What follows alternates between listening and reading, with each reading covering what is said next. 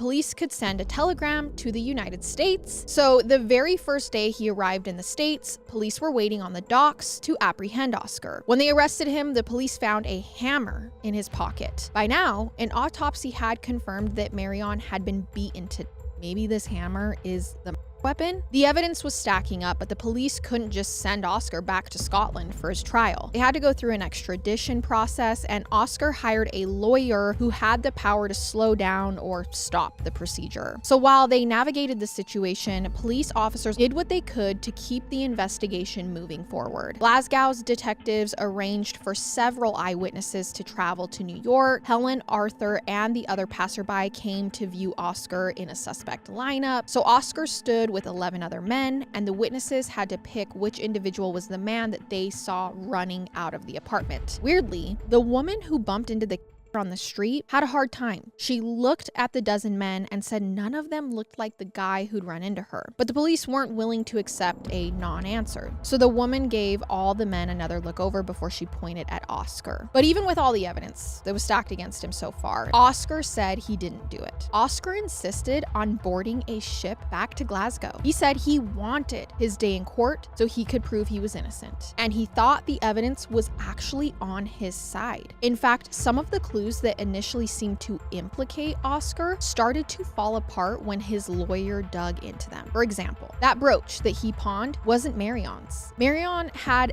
one single row of diamonds on her brooch. Oscar's had 3 rows, and he pawned it in early November. And as for the fact that he left the country right after the it was because Oscar had learned about a new business attorney. He'd received a letter in the mail on December 21st, urging him to get to San Francisco as soon as possible. So Oscar said he had already been planning to leave town hours before she was even murdered. And he still had a copy of that letter to prove this timeline. And as for the hammer in his pocket, Oscar couldn't prove it wasn't the murder weapon, but interestingly, no one could prove it was. All the police knew was that Marion's had beaten her with a blunt object. They couldn't say that it was a hammer. But one of the chairs in her bedroom had all over one of its legs, leading some to believe that it wasn't a hammer at all. It was the leg of the chair. So despite all of this, they take Oscar to trial. Did this man who bore a resemblance to the who had a criminal history and who fled right afterward do it? Or had the police charged an innocent man?